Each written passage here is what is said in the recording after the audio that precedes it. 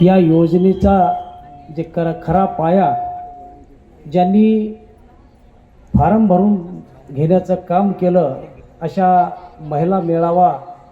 म्हणजे यामध्ये अंगणवाडी आहे, मदतनीस आहे, अशा महिलांचा मेळावा या ठिकाणी आयोजित केला आणि या महिला मेळाव्याला मार्गदर्शन करण्यासाठी आपल्या हिंगोली मतदारसंघाचे आमदार सन्माननीय तानाजीरावजी मुटकुळे साहेब, आपल्या या हिंगोली नगरपालिकेचे नगराध्यक्ष बाबारावजी बांगर, ज्यांनी आत्ताच आपल्याला मार्गदर्शन केलं असे आमचे नेते के शिंदे साहेब, आमचे गुरुवर्य साकळे सर, मिलिंदजी अंबल, कृषी उत्पन्न बाजार समितीचे माजी सभापती हरिचंद्रजी शिंदे, नारायणरावजी खेडेकर, किसनरावजी गावंडे आणि सर्व उपाध्यक्ष, तालुका अध्यक्ष, सर्व कार्यकर्ते बंधूंनो आणि प्रामुख्याने ज्या माझ्या माता भगिनी उपस्थित आहेत, महिलांनो, अत्यंत या 2 महिन्यापासून जी योजना आपल्या या महाराष्ट्र सरकारने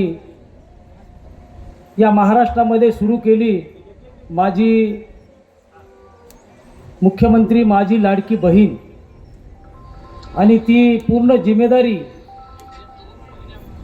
आपल्या या सर्व कार्यकर्ता महिला मंडळीवर दिलेली आहे. आपण ती चोख आपल्या या हिंगोली विधानसभा मतदारसंघामध्ये पूर्ण महिलांनी जे काही फारम भरून घेण्याचं काम केलं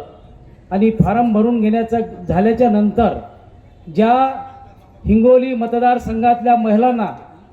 आत्तापर्यंत महाराष्ट्र सरकारने 3,000 रुपये मानधन 3,000 रुपये मानधन देण्याचं काम आत्तापर्यंत केलं, ते केवळ तुमच्या माध्यमातून. कारण आपण एक अंगणवाडी सेविका आहात, कारण अंगणवाडीमध्ये लहान लहान मुली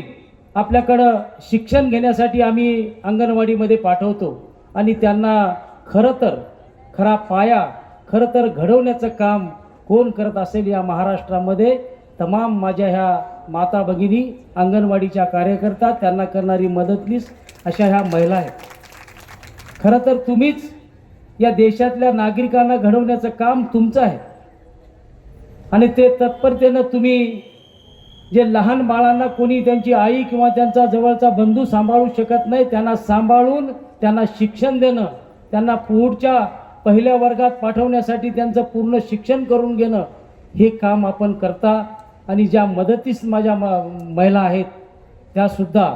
ज्या गरोदर महिला गावामध्ये राहतात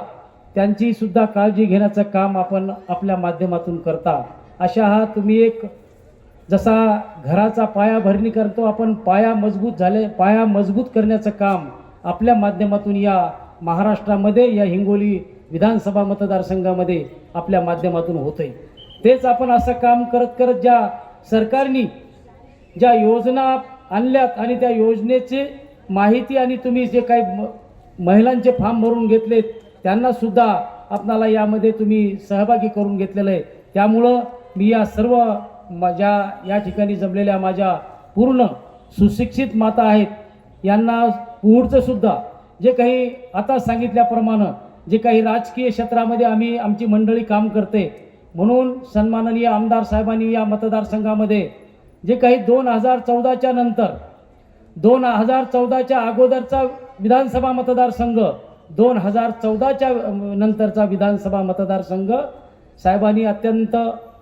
काळजीनं जे काही आपल्यावर कर्तव्य, कारण 2014मध्ये सर्व मतदारांनी दिलेला आशीर्वाद आणि तो आशीर्वादांच्या बळावर त्यांनी या मतदारसंघाचा विकास करत गेली 10 वर्ष आज या ठिकाणी झालेले आहेत. म्हणून त्यांनी ठरवलं की आपण रस्त्याची कामं केली, MSCBच्या लाईनची कामं केली, बरीचशी कामं आपण आपल्या टार्गेटवर शेतकऱ्यासाठी तलावाचं काम त्यांनी केलं. या जिल्ह्यामध्ये जे काही सिंचनाचं काम सुद्धा त्यांनी आपल्या या जिल्ह्यासाठी केलेलं आहे. हे काम पूर्ण सन्माननीय आमदार साहेबांच्या माध्यमातून केल्याच्या नंतर कुठेतरी आपल्यासाठी, आपल्या नागरिकासाठी, आपल्या सर्व महिलांसाठी काम करणारी जर कोणती मंडळी असेल, कोणती महिला असेल, त्यांना सुद्धा त्यांच्या तरी त्यांना आशीर्वाद म्हणा, त्यांच्या पाठीमागं भाऊ म्हणून म्हणा, त्यांनी हा कार्यक्रम, कारण या कार्यक्रमाचं नियोजन असं आहे की आपली बहिणीला आपण ज्या पद्धतीनं दिवाळीला आणून साडी चोळी घेऊन पाठवतो, तिचा सन्मान करतो, त्या पद्धतीनं जे काम या मतदारसंघातल्या चांगल्या म्हणजे ज्यांनी पूर्ण गावामध्ये मुख्यमंत्री लाडकी बहिणीचे फॉर्म पूर्ण भरून घेतलेत, एकही महिला अशी राहिली नाही, त्यांनी त्यांचं बक्षीससुद्धा, कारण बक्षिसाशिवाय कोणी पुढं हे होत नाही. आपण स्पर्धा पाहतो, खेळाडूच्या कुस्ती असेल, कबड्डी असेल, सांस्कृतिक असेल, रांगोळी असेल, त्या ठिकाणी बक्षिसं ठेवले जातात आणि त्या बक्षिसाच्या माध्यमातून आपण जे काही आपलं कर्तृत्व, आपल्या अंगामध्ये जे काही कला गुण सांस्कृतिक आपण त्या ठिकाणी दाखवण्याचं काम करतो. त्या पद्धतीनं सन्माननीय आमदार साहेबांनी आपल्या या मतदारसंघामध्ये ज्यांनी अत्यंत चांगलं काम केलं त्यांना 51,000 रुपयाचं बक्षीस आपल्या 2 तालुक्यावर, शेनगाव तालुक्याचं वेगळं आणि हिंगोली तालुक्याचं वेगळं असं बक्षीस ठेवण्याचं काम त्यांनी केलेलं आहे. आणि 11 माझ्या माता भगिनी त्यांचं जे काही काम चांगलं, त्यांना 11,000 रुपये देण्याचं काम सुद्धा त्यांनी बक्षीस ठेवण्याचं काम केलंय. म्हणून आपण कुठेही नाराज व्हायचं नाही. जे या मतदारसंघामधला विकास, आणि आपण 2014च्या नंतर आपण मोदी साहेबाचं सुद्धा काम पाहिलंय की ज्या महिलांना कोणी विचारत नव्हतं, ज्या घरात ज्याच्याकडं खूप काही प्रॉपर्टी होती पण त्यांच्या घरी शौचालय नव्हतं, ते शौचालय देण्याचं काम सामान्य माणसापासून ते शेवटच्या माणसापर्यंत शौचालय देण्याचं काम आपल्या सन्माननीय या केंद्र सरकार मोदी साहेबांनी आपल्या देशामध्ये पूर्ण या हिंगोली जिल्ह्यामध्ये केलंय. असं पूर्ण महिलांसाठी काम करणारं आपलं केंद्रातलं आणि महाराष्ट्रातलं सरकार, आणि त्याचाच एक भाग म्हणून या हिंगोली विधानसभेतला आमदार पूर्ण आपण पाहिलंय. पहिला मेळावा आम्ही शेनगाव या ठिकाणी घेतला आणि दुसरा मेळावा आपल्या या नरसी या ठिकाणी घेतला, आणि या हिंगोली विधानसभेमध्ये हार जाग्यावर आम्ही सर्कलवर 15 मेळावे आपल्या या महिला मेळावे या ठिकाणी घेणार आहेत. आणि या ठिकाणी या हिंगोली जिल्ह्यातली एक महिला कुस्तीपटू होती, तिला 5 लाख रुपये बक्षीस देण्याचं काम सन्माननीय आमदार साहेबांनी केलेलं आहे. असा एक आपल्या पाठीमागं असलेला एक आपला भाऊ, आपला एक या विधानसभेतला आमदार म्हणून त्यांनी आपल्याला एका ठिकाणी सर्व आपल्या विधानसभेतल्या काय 1200-1500 महिला आहेत, त्याला एका ठिकाणी एका विचारपीठावर एका जागी करण्याचं काम केलंय. म्हणून मी या ठिकाणी जिल्ह्याच्या वतीनं सन्माननीय आमदार साहेबांचं स्वागत करतो, अभिनंदन करतो, आणि त्यांच्या माध्यमातून तुम्ही या महिला या ठिकाणी अत्यंत चांगलं काम केलंय. तुम्हाला सुद्धा त्या ठिकाणी शुभेच्छा देतो. आणि असंच आपण काम जे काम, कारण आपलं शेवटचा घटक या ठिकाणी ग्रामीण भागातला शेवटचा घटक माझी माता भगिनी कुटुंबी शिकलेली नाही,